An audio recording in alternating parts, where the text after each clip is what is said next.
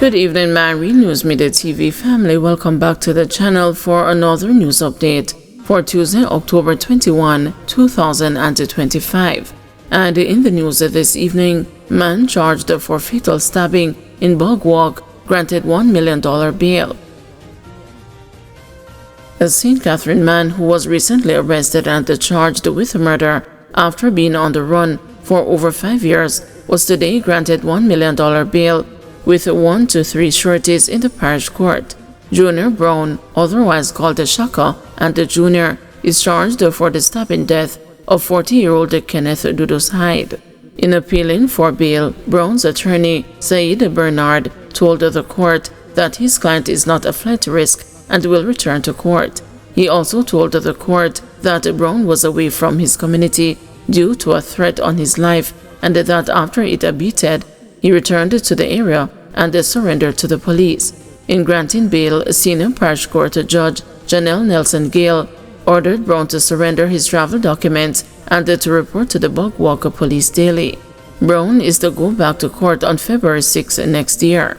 Allegations are that about 9:20 p.m. on April 15, 2020, Brown and Hyde were involved in a dispute in their community of Springvale District in Bog Walk when Brown's girlfriend, affectionately called Queen Bee, intervened and a knife was used to inflict wounds to Hyde's upper body.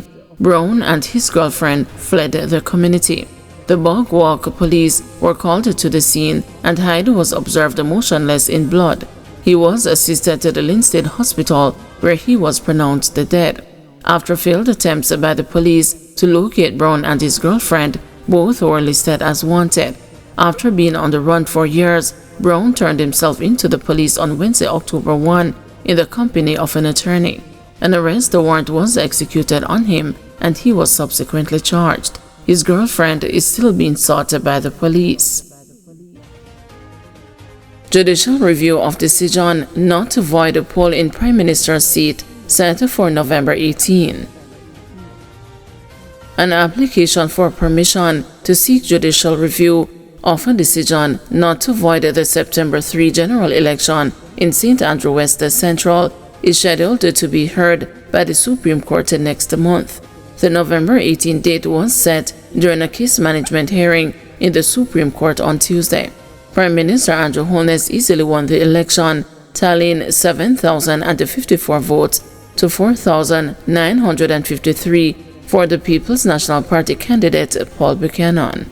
But days after the election, Buchanan challenged Holness's victory before the constituted authority, which has the power to void the result of an election. The authority noted in a public statement that Buchanan's challenge relied on Section 37E of the Election Petition Act, which sets out some of the grounds on which the result of a poll can be voided. But the authority said, after careful consideration of affidavits submitted by Buchanan, it found that the evidence presented did not satisfy the standard contemplated in Section 37E. As a result, the defeated PNP candidate, through his attorneys, filed a claim in the Supreme Court for leave to seek a judicial review of the authority's decision. Murder suspect Javid Smith captured in Denham Town. After weeks on the run, 21-year-old Dane Javid Smith Foster has been caught by police in Denham Town, Kingston, ending his time on the Jamaica Constabulary Force's wanted Wednesday list.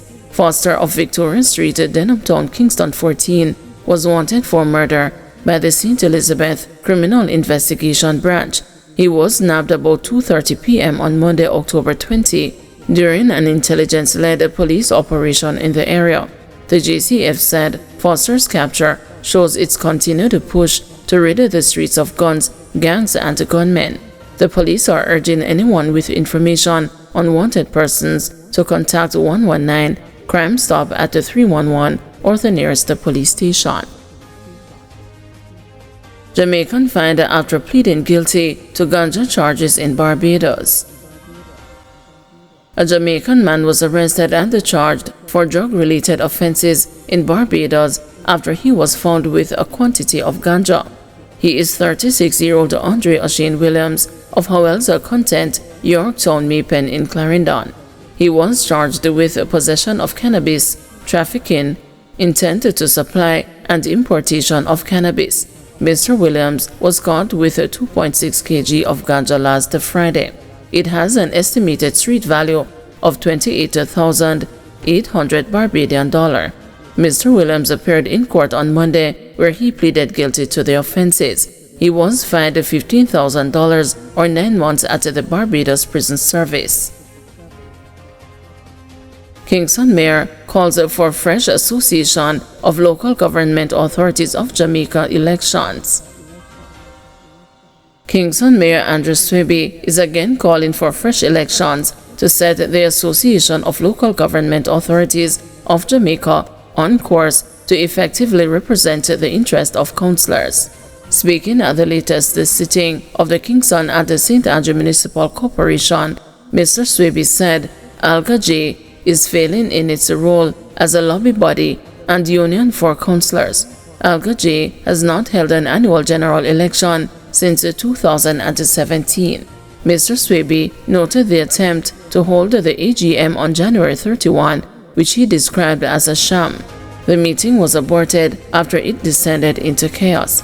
He argued that the absence of elections and meetings represents a serious breach of democratic practice and transparency. I am calling for some sort of resolution to the issue. I believe that one resolution would be, an appropriate resolution would be for ALGA to call an annual general meeting and for us to have an elected new officer. If it is the same Mr. Mirage go back and he's elected, no problem. But I believe that we should have a meeting.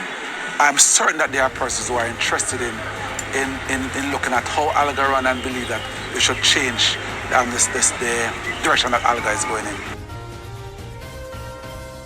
Heartbroken mom pleads for compassion after son blamed in deadly highway crash. The grieving mother of Romario Walker, accused of driving on the wrong side of the North-South Highway, resulting in a deadly crash on Friday night, says her son was not a bad person. Walker, 31, and the 56-year-old Ryan Grant of Seaview Gardens perished in the fiery crash. Police reports indicated that around 8:15 p.m., Grant was driving a white Subaru Legacy southbound when it collided head-on with a gray Subaru Impreza driven by Walker, who was traveling north. Both vehicles burst into flames on impact. The men sustained multiple injuries and were pronounced dead at the hospital. Cecile Evans, mother of Walker, said October 17 is a day she will never forget for 2 reasons. My younger son graduated that same Friday, and my eldest died that Friday, she said. October 17, I'll never forget that day. It was the most bittersweet day of my life. She acknowledged the mental anguish being experienced by Grant's family and extended her sympathies.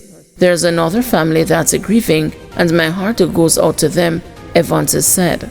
They have every right to be angry, to lash out, and I would never take that from them.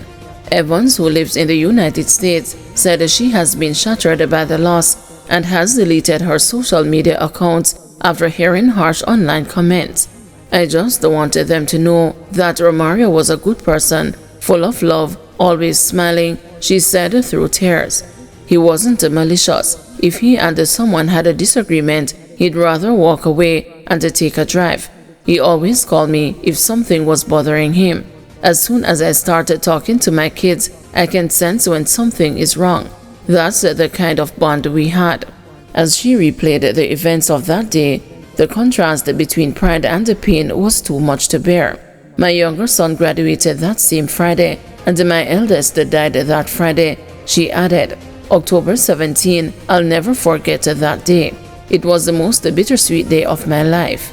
She last saw Walker, a realtor associate, in July 2024, celebrating his birthday. The family had been planning a surprise Christmas reunion in Jamaica that would have brought Evans, her husband, and their younger son together. Friday was supposed to be a normal day, she recalled.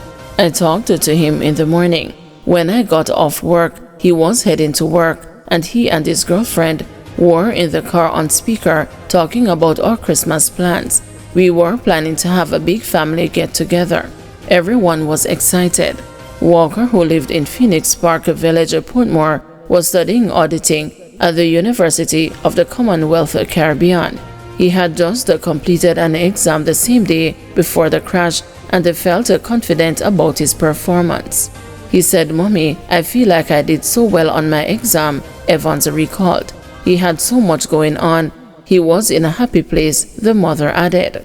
But later that night, tragedy struck. Evans said she received a call from her son's girlfriend saying they had had an argument and that she had stepped out of the car. Walker drove off alone. "She called me and said, 'Mommy, we had an argument, but she didn't tell me what it was.' She was in a state of panic," Evans said. "I told her I'd call him and check in." Moments later, she dialed his number. When someone finally answered, it wasn't her son's familiar voice, but that of a police officer, sirens wailing in the background. The phone rang and a man's voice answered. "I heard sirens in the background and my heart dropped," she said softly.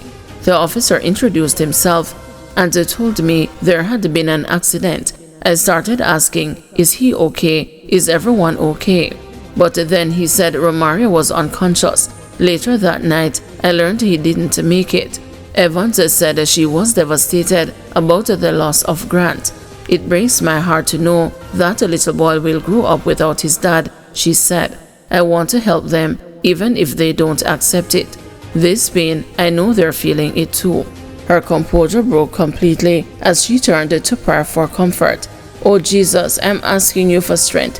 It's so hard. I know they're going through it." As of October 17, 314 lives have been lost in road crashes across the island, according to data from the Road Safety Unit. Thank you everyone for watching. See you tomorrow morning at 6 a.m. for another news update.